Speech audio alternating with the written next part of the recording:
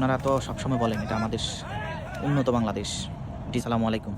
সোহরাওয়ার্দী উদ্যানে পুলিশ যে ঢাকা বিশ্ববিদ্যালয়ের ছাত্রছাত্রী এবং সাধারণ জনগণের উপরে যে লাঠিচার্জ জনসম্মুখে করে, এই জনসম্মুখে লাঠিচার্জ আর লাঞ্ছনার যে শিকার হয়েছেন যে শিক্ষার্থী এবং সাধারণ জনগণ, সাথে বিভিন্ন চ্যানেলের সাংবাদিকবৃন্দ, এটা এই যে পুলিশ বাহিনী এগুলো করেছেন, এগুলো কতটুকু আইনসঙ্গত আমার জানা নাই।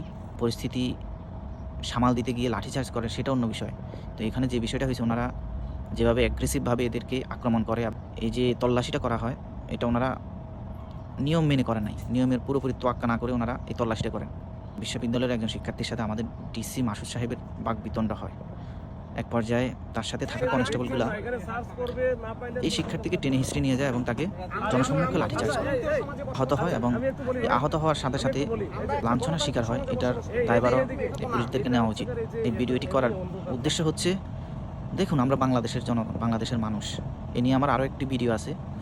এখন আমরা যদি স্বাধীনভাবে চলাফেরা করতে না পারি, যদি প্রত্যেকটা ক্ষেত্রে আমাদেরকে বাধার সম্মুখীন হতে হয়, তাহলে আপনারা তো সবসময় বলেন এটা আমাদের উন্নত বাংলাদেশ, ডিজিটাল বাংলাদেশ। তো ডিজিটাল বাংলাদেশ যদি হয়, তো ভাই আপনারা বাইরের দেশগুলো দেখেন, দেশগুলোর দিকে একটু তাকান।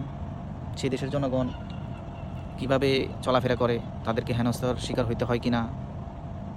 কই আমরা তো বাইরের দেশে আছি, কই এখানে তো দেখি না। সারা রাত যদি আপনি বাইরে থাকেন, কেউ আপনাকে এসে জিজ্ঞেস করবে না, তল্লাশি করবে না। পুলিশ হোক, আইনশৃঙ্খলা বাহিনীর কেউ হোক, বা এদেশের জনগণ হোক, কেউ আপনাকে বলবে না আপনার স্বাধীনতা থাকবে। তো আমরা বাইরের দেশে থেকে যদি স্বাধীনতা পাই, বাংলাদেশের জনগণ আমরা কেন স্বাধীনভাবে চলতে পারবো না বলেন?